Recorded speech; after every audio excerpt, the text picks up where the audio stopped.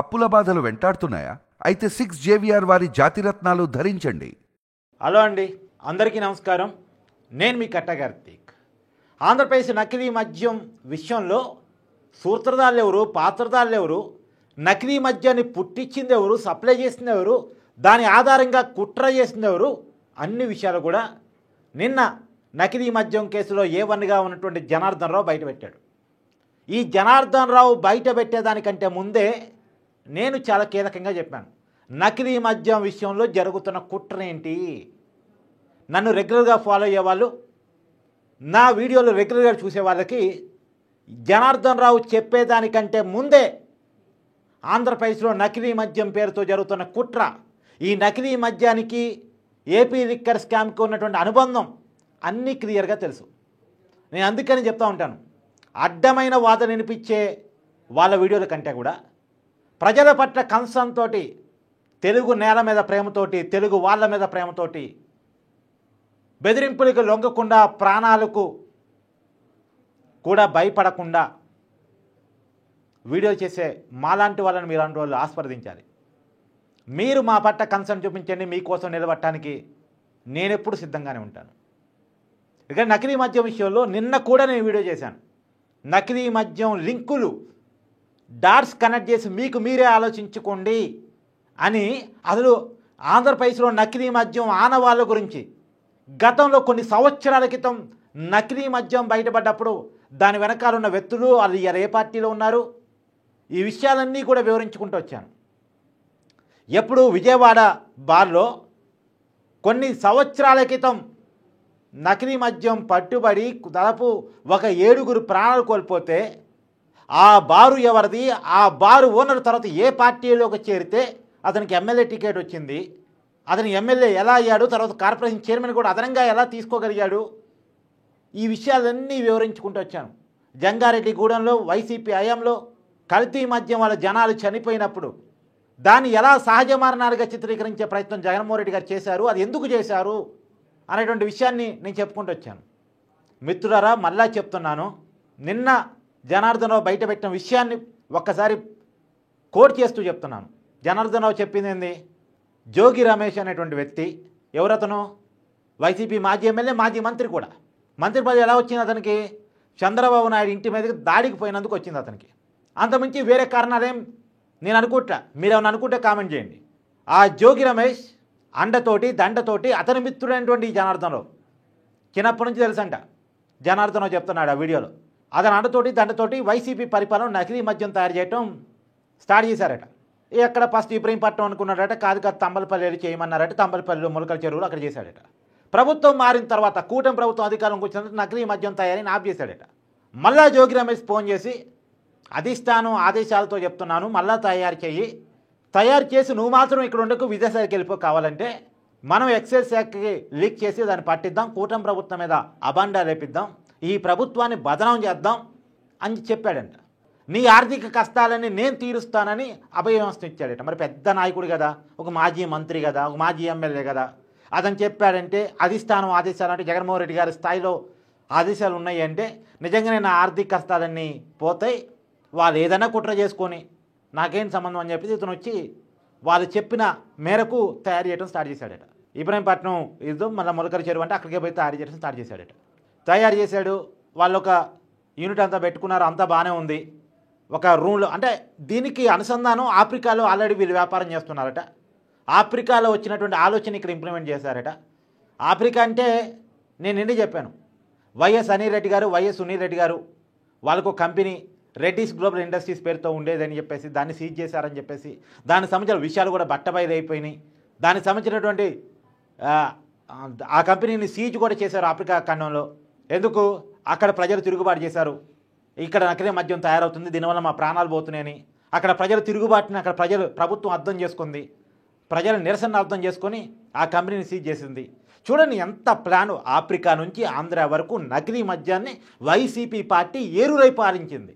నిజానికి జంగారెడ్డిగూడెంలో పారిందిదే మద్యం, ఆంధ్రప్రదేశ్ మద్యం దుకాణాల్లో అమ్మింది ఇదే మద్యం, ఇప్పుడు పట్టుబడింది ఇదే మద్యం అనేటువంటి అనుమానాలు ఒకదానికొకటి కనెక్ట్ చేసుకుంటే మనకు వస్తూ ఉన్నాయి. ఇప్పటికైతే అనుమానం అనేది నేను చెప్తున్నాను, దీన్ని ఎంక్వైరీ చేసి ప్రాపర్గా రుజువు చేయాల్సిన బాధ్యత సిట్ అధికారి మీద ఉంటుంది. మనకు జర్నలిస్టులుగా అనుమానాలను లేవనెత్తు వాళ్ళ ముందు పెడతాం. ఈ అనుమానాలు ప్రజలకు వచ్చినటువంటి జర్నలిస్టులకు వచ్చినటువంటి ఈ అనుమానాలు ఏవైతే ఉన్నాయో వాటిని నివృత్తి చేయాల్సిన బాధ్యత పోలీసు అధికారుల మీద, ఎంక్వైరీ సంస్థల మీద ఉంటుంది. అదే జరుగుతున్న పరిస్థితులు, వస్తున్న వార్తలు ఆధారంగా మనం కొన్ని అనుమానాలని, ప్రశ్నల్ని లేవనెత్తాం. కానీ చాలా క్లియర్గా నిన్న జోగి రమేష్ పేరునే బయట పెట్టాడు జనార్దన్ రావు. మరి జోగి రమేష్ని పార్టీ నుంచి వైసీపీ ఎందుకని సస్పెండ్ చేయలేదు నాకు డౌట్. ఇన్నాళ్ళు టీడీపీ అని రాద్ధాంతం చేశారుగా జయచంద్రారెడ్డి పేరుని పెట్టి. ఆ జయచంద్రారెడ్డిని ఇమీడియట్గా పార్టీ నుంచి సస్పెండ్ చేశారు చంద్రబాబు కదా. ఇప్పుడు జోగి రమేష్ పేరుని ఏకంగా అక్యూజ్డ్గా ఉన్నటువంటి జనార్దన్ రావు బయట పెట్టిన తర్వాత కూడా జోగి రమేష్ని వైసీపీ ఎందుకని సస్పెండ్ చేయలేదు? ఎందుకు జోగి రమేష్ని వైసీపీ వెనకేసుకొస్తుంది? పైగా సాక్షి పేపర్లు ఏం చేశారు? కట్టు కదా అని రాశారు. ఏదయ్యా కట్టు కదా? విజయవాడ మల్లాది బాల్లో 7 చనిపోవటం, దానికి కల్తీ మద్యం కారణం కావటం అనేది కట్టు కదా. జంగారెడ్డిగూడెంలో 30 మంది కల్తీ మద్యం తాగి, కల్తీ సారా తాగి చనిపోవటం అన్నది కట్టు కదా. ఏదయ్యా కట్టు కదా? మీరు ప్రభుత్వం మద్యం దుకాణాలన్నీ ప్రభుత్వం చేతుల్లోకి తీసుకొని ఏనాడు ఎవరు కని విని ఎరగని బ్రాండ్ నమ్మటం కట్టు కదా. ఏదయ్యా కట్టు కదా? సాక్షి మీడియా అధినేత జగన్మోహన్ రెడ్డి గారు సమాధానం చెప్పండి అయ్యా. ఏది కట్టు కదా? కట్టు కదా అన్నారే, ఏది కట్టు కదా? చెప్పండి, సమాధానం చెప్పండి, ప్రజలకు సమాధానం చెప్పండి. వేలాది మంది చనిపోయారు అనే ఆక్రందనలు వినపడతా ఉన్నాయి. ఇవాళ చాలా కుటుంబాలు మీరు అమ్మిన మద్యం ఫలితంగా చితికిపోయినాయి, బాధపడుతున్నాయి, ఇబ్బందులు పడుతున్నాయి. మీరేమన్నా 2019 ఎన్నికల కంటే ముందు మద్యం వల్ల అనేక మహిళలు తాళ్ళు తెగుతున్నాయి అని చెప్పారు. కానీ మీరమ్మిన మద్యం వల్ల తాళ్ళు తెగాయని ఇప్పుడు లెక్కలు చెప్తున్నాయి కదా. ఇది కట్టు కదంటారా? జగన్మోహన్ రెడ్డి గారు సమాధానం చెప్పండి. సంపూర్ణ మద్యపాన నిషేధం చేస్తానని ఎన్నికల్లో హామీ ఇచ్చి ఒక తప్పుడు మద్యాన్ని ప్రభుత్వ మద్యం దుకాణాల్లో అమ్మి, క్యాష్ అండ్ క్యారీ పద్ధతిలోనే మద్యాన్ని అమ్మి చేతిలో ఒక తప్పుడు బ్రాండ్ పెట్టి ప్రజల ప్రాణాలు తీయటం కట్టు కథ కాదా? కట్టు కథనా? చెప్పండి, ఇది కట్టు కదా? ఏది కట్టు కదా? దేన్ని కట్టు కదందాం? ఇవన్నీ వైసీపీ కార్యకర్తలారా, మీరు ఈ వీడియో చూడండి. మీకోసం ఈ వీడియోని అంకితం ఇస్తున్నాను. వైసీపీ కార్యకర్తలు ఈ వీడియో అంకితం ఇస్తున్నాను.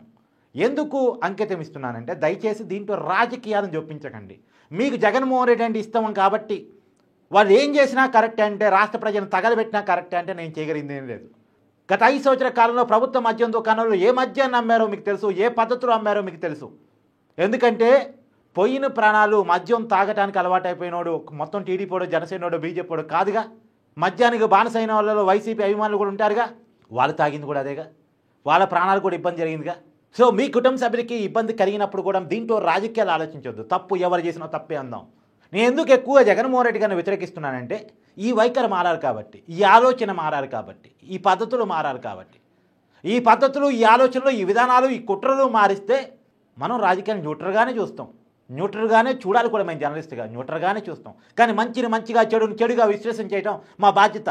దానికి కాదు రాజకీయాలు సమాంతరంగా చూడాలని, కుట్రను కూడా మంచితో కలిపి చూడాలనుకుంటే అంతకన్నా తప్పు ఇంకోటి ఉండదు.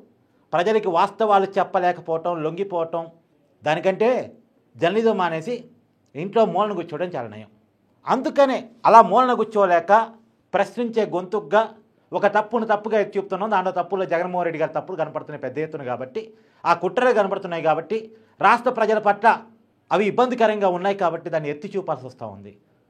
అంతేగాని ఒక రాజకీయ పార్టీ అంటే వ్యతిరేకత కాదు, ఒక నాయకుడు అంటే వ్యతిరేకత కాదు.